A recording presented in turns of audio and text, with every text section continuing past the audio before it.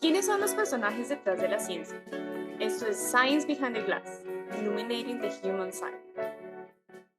En este podcast mostramos el lado humano de los laboratorios y la ciencia. Científicos comparten experiencias personales y discutimos sus significados desde diferentes perspectivas y campos de investigación.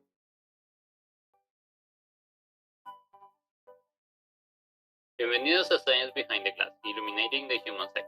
En esta ocasión nos adentramos en los montes y campos de la península de Yucatán, México, para explorar proyectos agroecológicos y una mirada a la educación y la investigación desde una perspectiva intercultural. Hoy nos acompaña la doctora Arit de León, quien desde su posición como investigadora por México, ubicada en la Universidad Intercultural Maya de Quintana Roo, nos hablará de cómo se puede llevar a cabo investigación aplicada de la mano de comunidades tradicionales. La doctora Arit es ingeniera ambiental de la Universidad Politécnica de Chiapas, tiene un doctorado en biotecnología y bioingeniería del Centro de Investigación y de Estudios Avanzados del IPN. Se ha destacado en diversos proyectos en ecología microbiana, especializándose en suelos y ambientes extremos. Es autora de diversos artículos científicos y de divulgación de la ciencia, y ha trabajado en el uso de la ecología microbiana como indicador del estado de conservación de ecosistemas. También escribe como pasatiempo y se define como escritora de closet. Gracias, Ari, por aceptar la invitación y por acompañarnos en el episodio de hoy. Gracias a ustedes por la invitación. Es un gusto y un placer estar acá. Para empezar, ¿podrías contarnos cómo llegaste a trabajar en una universidad intercultural y qué particularidades tienen respecto a otras universidades o centros de investigación? ¿Cuáles son las diferencias?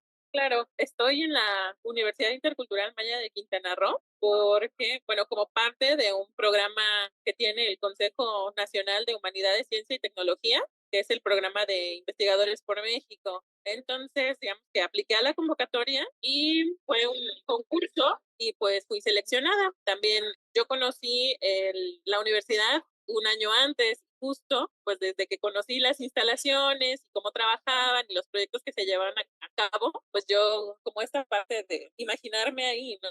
Que yo quiero estar acá, yo quiero pertenecer acá, yo creo que puedo hacer muchas cosas aquí. Y en cuanto a lo que es diferente, es precisamente que las universidades interculturales surgen pues como para acercar la educación superior a personas indígenas o población que si no fuera de otra forma, sería más difícil que estudiaran por dónde están localizadas. Entonces, en cuanto a las carreras que brindan, son carreras que tienen que ver más con la comunidad. Por ejemplo, hay carreras como salud comunitaria o turismo alternativo, es decir, digamos también como para que la aspiración del joven de las comunidades ya no sea, pues voy a salir de mi comunidad.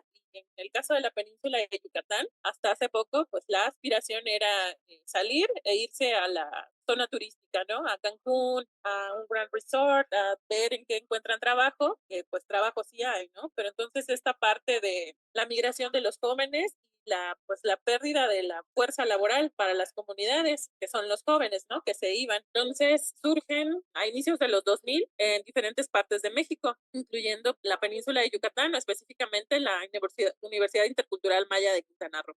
Muy interesante. Bueno, y cuéntanos por qué es importante para estas comunidades, en particular pues en la península de Yucatán, donde tú estás, por qué es importante para ellos y en particular en las comunidades mayas tener universidades con este enfoque.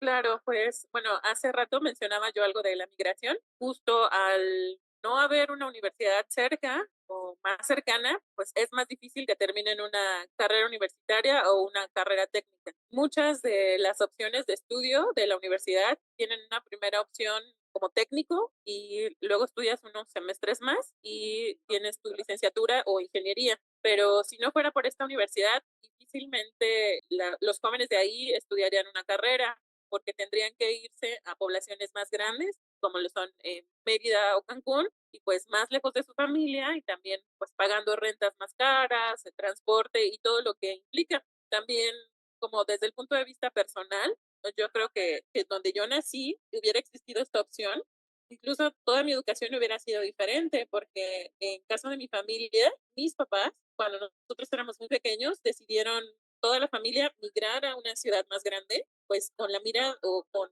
esta visión de que algún día íbamos a crecer y para que estuviéramos más cerca de nuestras universidades, ¿no? O de nuestro centro de estudio. Entonces, yo creo que mi vida hubiera sido completamente diferente si esta opción hubiera existido para nosotros.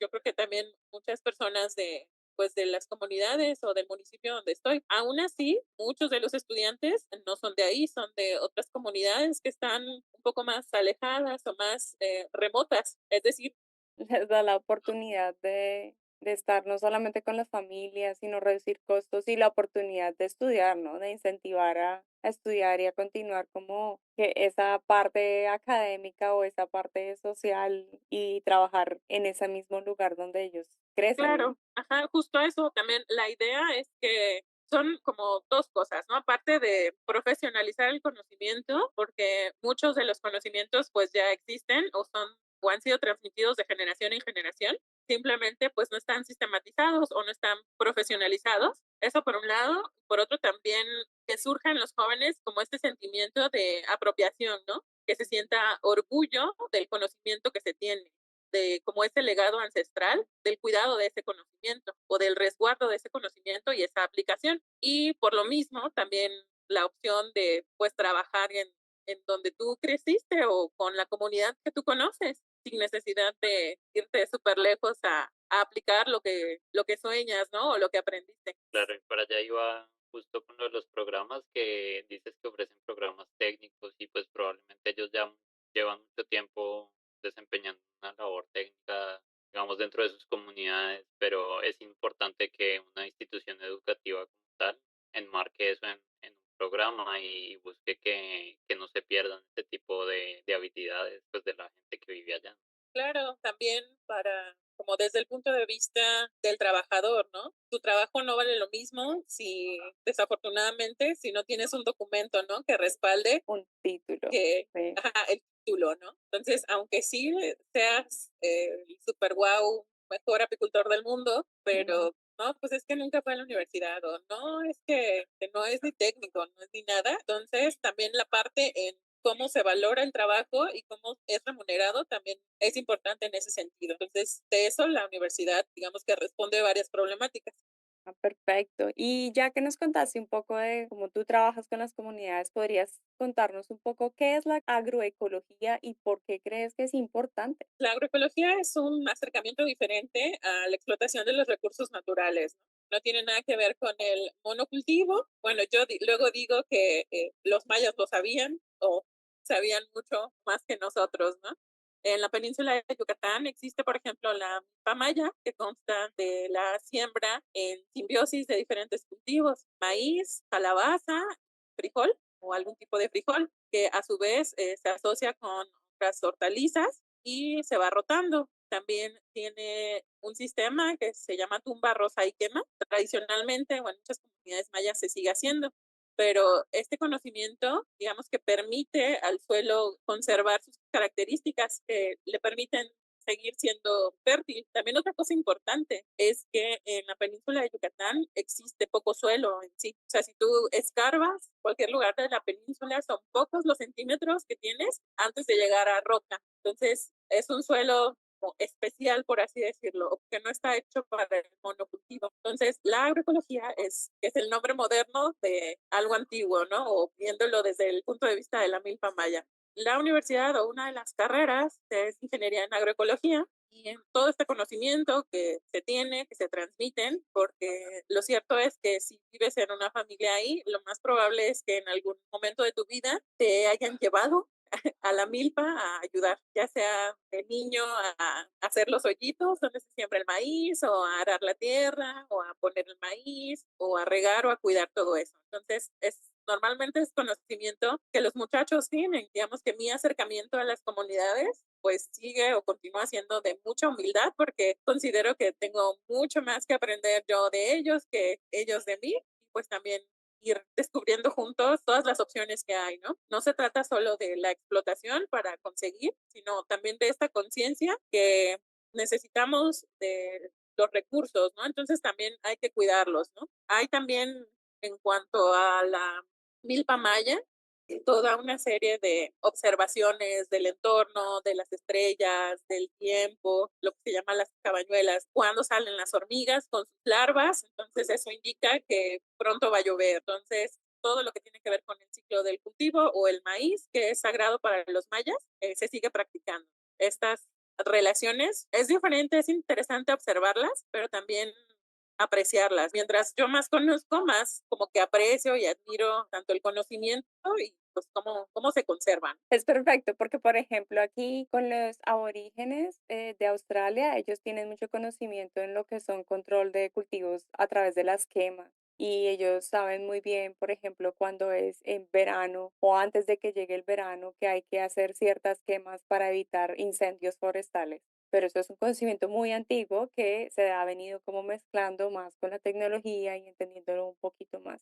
Entonces sí es muy importante como combinar esos dos, esa parte tradicional y esa parte también científica. También en Yucatán, la quema es principalmente para reabastecer de carbono el suelo. La milpa no es mecanizada o difícilmente es mecanizada, entonces todo es labor artesanal, ¿no? Entonces todo es a mano, porque por ejemplo la calabaza o el frijol fijan el nitrógeno que utiliza el maíz, pero también ese conocimiento pues es antísimo y eso tiene que ver con los ciclos de la luna, te digo que con la observación del tiempo, con cuando se quemó, porque también como es un trabajo artesanal. Entonces podríamos decir un poco que la agroecología es como incorporar todo el conocimiento ecológico que ya tenían las comunidades a sistemas agronómicos, pues digamos que son más comunes en entornos agrológicos de monocultivo o más de producción extensiva. Convencionales, Exacto. convencionales o extensivos. Sí, Ok, perfecto.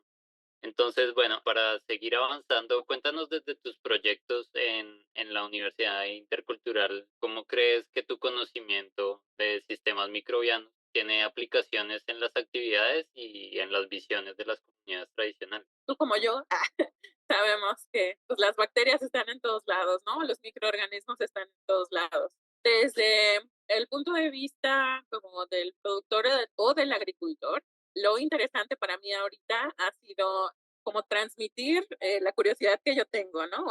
Como la importancia que yo veo en conocer, por ejemplo, el microbioma de las abejas. La península de Yucatán es conocida por su actividad apícola de meliponicultura. La meliponicultura, pues, es el cuidado y manejo de las abejas nativas, son sin aguijón, pero también producen miel. Entonces, se desconoce mucho. De hecho, en México, o la población mexicana, incluso del norte sobre todo, o incluso a veces del centro del país, desconoce que existen abejas sin aguijón que también producen miel. ¿Por cómo se produce la miel? Porque el néctar es ingresado al sistema digestivo de la abeja y luego es como regresado en la colmena. Digamos que la miel es un reflejo de el microbioma de cierta parte del sistema digestivo de las abejas. Pues eso para mí es interesantísimo, ¿no? Ver qué propiedades tiene, describir cada tipo de miel, porque las mieles son diferentes dependiendo qué polinicen o qué limen las abejas. Mi proyecto, o la razón por la que estoy en la universidad, tiene que ver con eso, también con cómo cambian las comunidades microbianas o bacterianas del suelo, ese suelo de la selva sobre el que se da la milpa y toda la vegetación que alimenta a esas abejas, cómo cambia con estas prácticas, ¿no? Porque también una realidad es que pues la población maya se ha mantenido y se mantiene, pero es como una lucha constante con los cultivos tecnificados, ¿no? O el monocultivo o los cultivos extensionistas, como decías hace rato. Entonces, la frontera agrícola convencional avanza o sigue avanzando, ¿no? Y no se saben las repercusiones que esto puede tener para las abejas, para los polinizadores en general, para todos los servicios ecosistémicos que llevan a cabo no solo las abejas, sino todos los polinizadores y ese equilibrio. Podría decirse que otros compañeros, yo llegamos como a describir el estado actual y pues esperamos apurarnos o la labor es mucha antes de que nos gane, ¿no? El avance de la frontera agrícola. Muchas veces pareciera que nuestra labor como científicos es como relatar la tragedia, ¿no? O advertirla, pero nada más, ¿no? Entonces, eso esperemos pues que sea diferente, ¿no? Y tener la evidencia científica que respalde incluso a nivel molecular, aunque yo creo que no es necesario, que hay muchas otras formas, incluso más económicas, de probar o de evidenciar que es importante conservar el paisaje de las abejas y de los polinizadores en general, porque de ellos nos beneficiamos todos. Y todos, no solo habitantes de la península, sino todos los mexicanos, todos los habitantes del mundo. Sí, ahí está como el gran problema de no entender como el ecosistema como un todo, sino partecitas, ¿no? involucra solamente un monocultivo, en donde solamente haya una planta, pero no se entiende qué tipo de suelo, cómo cambian las propiedades del suelo, cómo se afectan las interacciones con polinizadores, con depredadores naturales. Entonces es como el entendimiento de un sistema completo de, creo que por ejemplo, los mayas lo entendían mejor que nosotros, ¿no? Justo eso, sí, yo estoy convencida de que a nosotros pareciera que no terminamos de entender o también, o sea, en cuanto a la parte social, es complejo por esta cuestión de la propiedad de la tierra, ¿no? Entonces se da mucho de, pues es mi terreno y yo hago con él lo que yo quiera, ¿no? Desde el sentir o la comprensión de lo que es la comunidad, ¿no? Y decir, bueno, sí, será muy mi terreno, pero a nadie, incluso a mí, no me conviene devastar y tener monocultivo, ¿no? Claro, y son visiones muy diferentes del territorio, digamos, ese tema que tú estás tocando ahí del tema de la propiedad privada y esto, en las comunidades mayas tradicionalmente no era el caso. La tierra es una propiedad comunal y hoy estoy yo haciendo mi milpa acá, mañana la voy a hacer en donde el vecino porque necesito acá quemar o ya cosechar, lo que sea, y el vecino va a hacer lo mismo y así. Entonces son como visiones muy diferentes de concebir un concepto tan importante como el territorio. Y me parece súper importante que estés pues justamente trabajando para incorporar ese tipo de visiones a la investigación y a la academia y a la educación.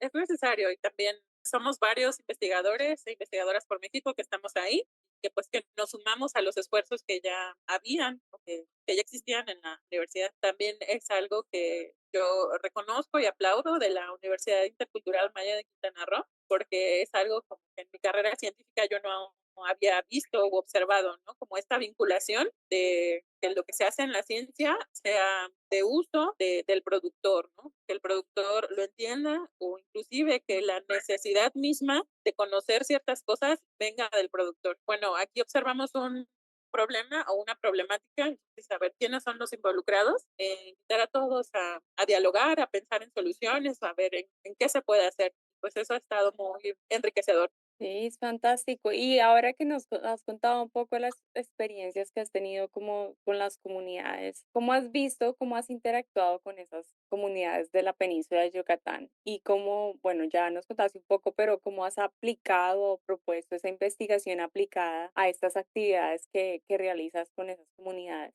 Bueno, también como soy relativamente nueva ahí en la universidad, a partir de enero de este año, estoy utilizando los vínculos que ya se habían creado, ¿no? O reconociendo en el territorio a los actores, ¿no? O a qué productores les interesa o para qué les interesa. Para mi sorpresa, sí hay muchos productores o muchas personas interesadas, ¿no? Productores muy pequeños o incluso de producción para consumo personal, productores más o menos medianos, productores grandes y pues también incluso pues grandes exportadores. Hay mucho interés porque también con justa razón hay mucho escepticismo de la población, esta duda de pues esos resultados o lo que usted descubra difícilmente me va a llegar a mí, ¿no? Y aquí pues ha sido diferente, ¿no? Aquí saben que si nos estamos metiendo al territorio es porque pues los vamos a hacer partícipes de todo lo que hagamos para justo para evitar este sentir en ellos o incluso que no haya como el extractivismo científico, ¿no? Porque al final de cuentas, pues son muestras, datos, es conocimiento obtenido del territorio de ellos. Y les dan un propósito, ¿no? Porque ahí uno de los problemas de la ciencia es que llegas a cierto punto y para de contar, cierra siguiente proyecto, o ni siquiera contacta a la comunidad y los hallazgos que se observaron, así no haya sido un resultado como tangible, pues se dejan ahí como en el aire. Entonces vuelve otro y empieza de cero. No hay una continuidad, volvemos a lo mismo de la continuidad de los proyectos. Ajá. Y de la comunicación con los actores, que en este caso son las comunidades. Justo, así es, y también ahí está la ventaja, otra de las ventajas de la universidad, ¿no? Decir, bueno, independientemente de yo como investigadora, el tiempo que esté ahí o el tiempo que no esté ahí, los alumnos, digamos, que estén en la universidad mientras estemos haciendo esto, pues son de la comunidad. No tan fácilmente en el futuro va a llegar cualquier persona a decirles cualquier cosa y le van a creer, ¿no? También existe como esta capacitación, esta formación, esta apropiación del conocimiento sistematizado y eso está chévere. Buenísimo. Bueno, ya nos contaste un poquito sobre de qué va tu proyecto y más o menos cuál es el objetivo. ¿Podrías contarnos sobre otras iniciativas, por ejemplo, en cuanto a la agroecología que se estén llevando a cabo en tu universidad y cómo se benefician de ellas tanto las comunidades autóctonas como los científicos? Por ejemplo, bueno, les comentaba parte del proyecto que tiene que ver con las abejas, pero también algo interesante que sucede en la zona o en la región es que muchas veces la milpa maya está vinculada también a las actividades de apicultura, de liponicultura, por cómo están ubicadas. Entonces, existe como esta sinergia, ¿no? De que lo que pasa en la milpa también va a pasar o influye de cierta forma en las abejas. Y pues también en ese sentido hay mucha concientización en la universidad a través de las diferentes carreras o a través de los diferentes programas de el uso consciente de agroquímicos o la reducción en su uso, precisamente porque pues hay esta conciencia de que afectan muchísimo o en gran medida a los polinizadores, pues de ellos dependen muchas funciones del ecosistema. Ese es por un lado, ¿no? Y también por lo mismo, también está como la concientización o la revalorización de los productos de la colmena. Es decir, el litro de miel a inicios de este año, no sé si lo están pagando en 20 pesos o algo así. O sea, imagínate, 20 pesos el litro de miel, el producto, ¿no? La miel. Pero entonces, si el productor sabe que el que exista su miel de determinada calidad, con ciertas características, depende del cuidado del paisaje, depende de estas otras actividades que también se tienen que hacer, depende de el ponerse de acuerdo con los vecinos, con los demás miembros de la comunidad y decir, oigan, no utilicen estos plaguicidas de etiqueta roja o no utilicen esto o si van a utilizarlos, por favor avísenme. O sea, hay un trabajo previo o es algo más que solo ir a colectar miel. Entonces, el bien o el producto, pues ya tiene otro valor. También está como vinculado con esta revalorización de esos productos y no solo la miel. También, por ejemplo, tienes un cultivo agroecológico, es decir, tienes un manejo donde no aplicas los plaguicidas, pesticidas conocidos, porque sabes que hacen daño. Entonces, bueno, a mí no me gusta la palabra orgánica, ¿no? Produces cierta fruta, pero es una producción agroecológica. Claro que tiene otro valor. Ahorita, por ejemplo, eso es algo que los productores ya más o menos claro, porque también muchas veces pareciera que queremos, o en México se da mucho el regateo, ¿no? ¿Cuánto es lo menos? Entonces, una parte importante es como también ayudarles o educarlos y enseñarles también a cobrar lo que realmente cuesta su producto, ¿no? En incluir también el daño que se hacen a los cultivos si se incluyen cierto tipo de plaguicidas a un futuro, a un largo plazo. Así es. Sí, también, pues en ese sentido, no se sabe en cuanto al avance de la frontera agrícola, existe desgraciadamente cultivo extensivo de soya y pues se sabe que es soya transgénica o organismos genéticamente modificados, pues no se sabe qué efectos puede tener eso a nivel paisaje, ¿no? Entonces también parte de mi proyecto es evaluar, explorar ese lado, ¿no? Ese otro lado de los organismos genéticamente modificados o sobre todo como mecanismos para conservar las variedades de maíz criollo que existen en México, porque también parte de las actividades de la milpa pues están conservar semilla para la cosecha que viene. Esas semillas o pues que siguen siendo criollas, ¿no? O variedades nativas. Eso está súper importante porque le da herramientas a la comunidad precisamente para, pues para proteger y para buscar políticas que protejan su potencial genético, su potencial agrícola tradicional. Y si tienen como tal datos detrás que respalden pues esa forma tradicional de hacerlo, eso es un valor agregado para ellos como actores políticos también. Una de las grandes noblezas de la agroecología, pues es que promueve la soberanía alimentaria, ¿no? Entonces, puede que en tu comunidad o en tu pueblo no haya ninguna tienda de conveniencia, ningún mercado, pero de hambre no te vas a morir o alimento no te va a faltar. Pues si es alimento agroecológico de la milpa, pues qué mejor, ¿no? Entonces también esta parte de habiendo vivido en Ciudad de México muchos años y luego en Mérida, luego llegar ahí y decir, bueno, pues es que aquí no hay fresas, ¿no? Y pues es cierto, ¿no? Es entender, pues no hay fresas porque aquí no se cultivan, ¿no? O sea, pues quieres fresas, las vas a encontrar congeladas, ¿no? Entonces, también a mí me toca literal consumir local, ¿no? Bueno, no hay fresas, pero entonces, ¿qué sí hay, no? Y pues yo creo que ese mismo ejercicio lo tenemos que hacer todos, ¿no? Sí, es muy cierto. ¿Y cómo estás abordando o cómo crees que se está abordando o se podría abordar en un futuro la implementación de estos programas para aprovechar el conocimiento ancestral, por ejemplo, de las comunidades mayas, en la resolución de problemas regionales y hasta globales? Digamos que estas soluciones o estas alternativas, por lo pronto, pues responden a las problemáticas del territorio puntuales, pero también yo creo que es un gran ejercicio el reconocerlas, el estudiarlas, explorarlas y analizarlas extensivamente. Quizá el mayor aporte sea como el ejercicio en sí, ¿no? De reconocerlas y darles voz a las comunidades. Habría que ver entonces en otros territorios cuáles son las problemáticas, qué comunidades están ahí o incluso estuvieron ahí. Entonces yo creo que así habría que replicar ejercicios en diferentes territorios. Sí, es verdad. Es bueno como ser como realista de cuáles son las necesidades de esas comunidades y como tratar de unir como la parte científica o tratar de hacer esos puentes para solo validar, yo no diría como validar el conocimiento, sino como darle el soporte científico que mucha gente dice como, ah, sí, pero eso es tradicional, pero eso no está probado. Bueno, en verdad no. En verdad no, está como, es como darle ese soporte también científico, como está la parte experimental y bueno, sea ahora la explicación científica por qué ocurre. Sí, y dejar de pensar que de esa forma como condescendiente de que, ay, no, es que eso no tiene datos o el método científico detrás, esa no es la única forma de llegar al conocimiento, ¿no? Y muchas veces es más que nada eso, una condescendencia prácticamente racista la que lleva a que no se incorpore este conocimiento de las comunidades ancestrales.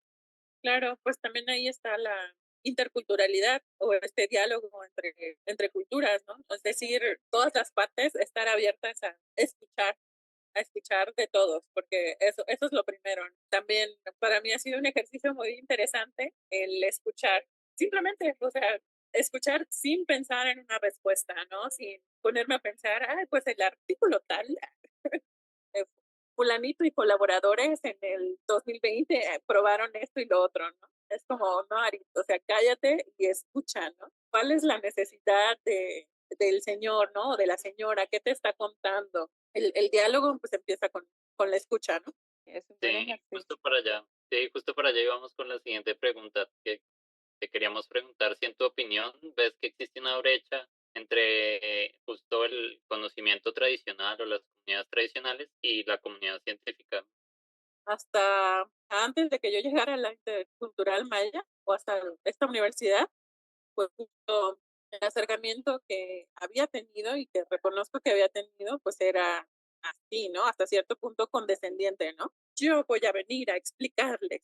Creo que como comunidad científica nos hace falta abrirnos a Humildad. escuchar, a ver justo cuáles son humildad, ¿no? Y también ver cuáles son las necesidades, porque muy bonito tu paper y todo, pero tu publicación en Nature o lo que tú quieras, pero no resuelve los problemas de nadie o sobre todo de la gente que realmente lo necesita, el impacto que podemos tener o la incidencia que podemos tener desde la pues viene también o precisamente desde la resolución de problemas reales, ¿no? Y eso implica pues muchísimo en salirse del laboratorio, ¿no? Salirse del laboratorio, de los papers, de lo normal. Entonces, muchas veces eso nos hace falta. Eso se ha perdido. Creo que eso se hacía antes y de esas observaciones es donde se hacían esas preguntas, esa curiosidad y nacía como la necesidad de buscar respuestas a algo, a necesidades inmediatas o a algo que, se buscara solucionar en el momento. Pero eso se ha perdido. Ahora es como que solucionar en su cabeza cada científico algo específico, pero no se incluye las necesidades actuales que cierta comunidad o la población en realidad tiene. Y por eso es que, no sé, como que hay cosas como de moda, ¿no? Creo que se mencionó antes, ¿no? Estudios de moda que ay no, que ahorita se utiliza es más que todo para diabetes y obesidad, pero todo eso está relacionado con la alimentación, entonces toda esa parte de alimentación, toda esa parte de como todo eso, toda esa relación que hay como nosotros con los alimentos totalmente se queda aparte y se intenta solucionar como ya al final del túnel cuál es la enfermedad, cuando ya se desarrolla la enfermedad en lugar de prevenirla, ¿no? Esperemos que no sea como el boom de hacer este tipo de investigación y sea algo que se acabe o se apague con el tiempo. Igual, o sea, yo entiendo que hay pocos, o sea, hay pocos científicos que continúan haciéndolo porque los pocos meses que llevo reconozco que es complejo, que se invierte mucho tiempo justo en conocer o en el diálogo y porque tiempo que desgraciadamente no muchos investigadores o investigadoras están dispuestos a brindar, ¿no? Pero yo creo que es necesario. Entonces espero que no sea también una moda esto de incidir realmente o tratar de hacerlo, pues para que justo, ¿no? Para que estos descubrimientos que hagamos o en verdad se apliquen o en verdad llegue a las comunidades, se apropien del conocimiento y hayan como más elementos para defender el territorio, para conservar las formas de subsistencia tradicionales o simplemente para más motivos para estar orgullosos de lo que tenemos.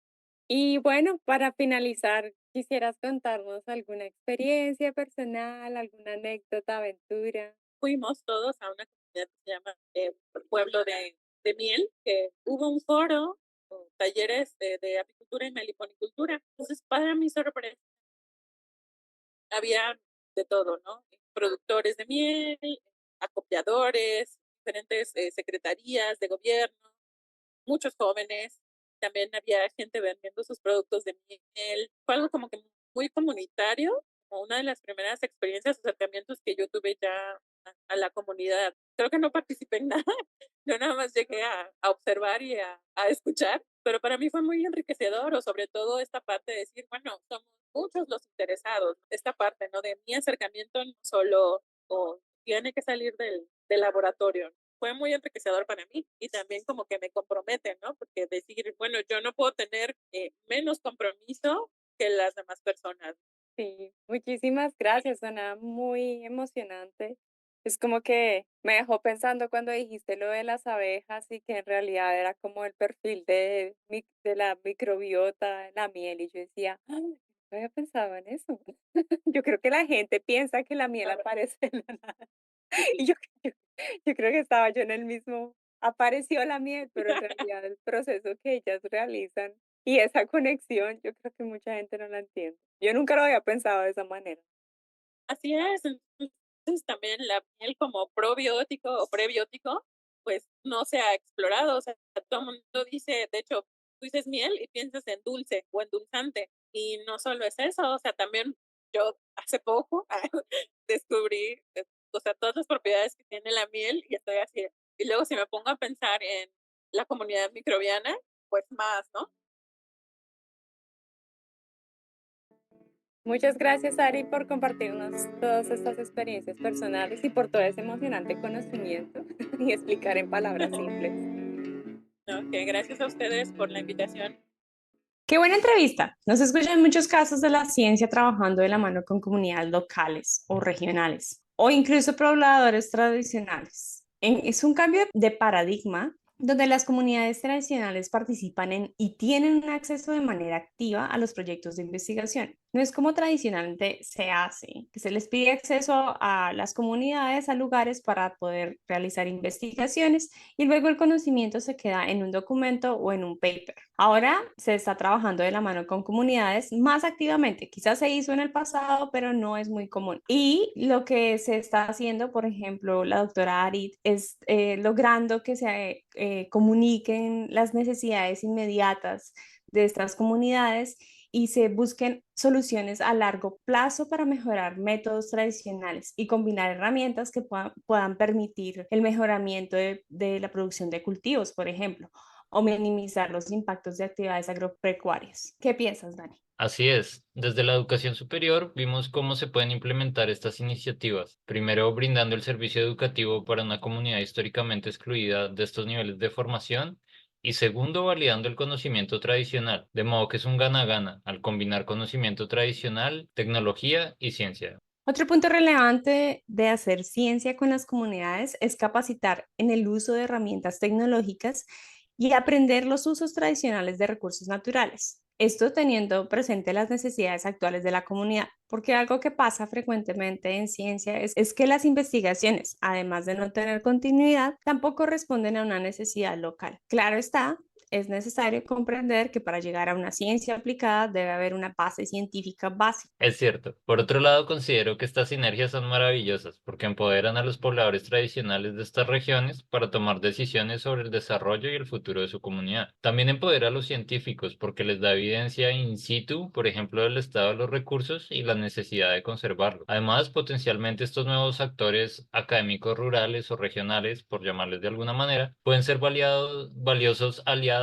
políticos de muchos intereses científicos o de conservación. Exactamente. Las alianzas entre la ciencia y las políticas son fundamentales para abordar eficazmente los desafíos que enfrentamos en la gestión de recursos. Cuando la ciencia se integra en la formulación de políticas, se pueden diseñar estrategias más efectivas que no solo satisfagan las necesidades de las comunidades, sino que también protejan los ecosistemas. Por ejemplo, al proporcionar a las comunidades herramientas para proteger la biodiversidad genética de los cultivos y para preservar el conocimiento tradicional, pues se les va a otorgar una voz activa en la toma de decisiones que afecten directamente sus vidas y entornos. Esta inclusión no solo promueve la equidad y la justicia, sino que también mejora la sostenibilidad a largo plazo de nuestras acciones. Sí, este es un tema muy interesante que da para discutir muchos puntos y efectivamente creo que este capítulo nos ha mostrado que existen formas diferentes de aproximarse al desarrollo científico, saliéndonos un poco de algunos márgenes que nos ha dibujado el paradigma actual de la ciencia y las políticas para su promoción. Esperamos que hayan disfrutado de este capítulo de Science Behind the Glass con este apasionante tema. Este episodio fue inspirado por el artículo Rural Science Education, Valuing Local Knowledge. Dejamos la referencia de este material en la descripción del episodio. Escuchen nuestro próximo episodio en el canal de YouTube, en Spotify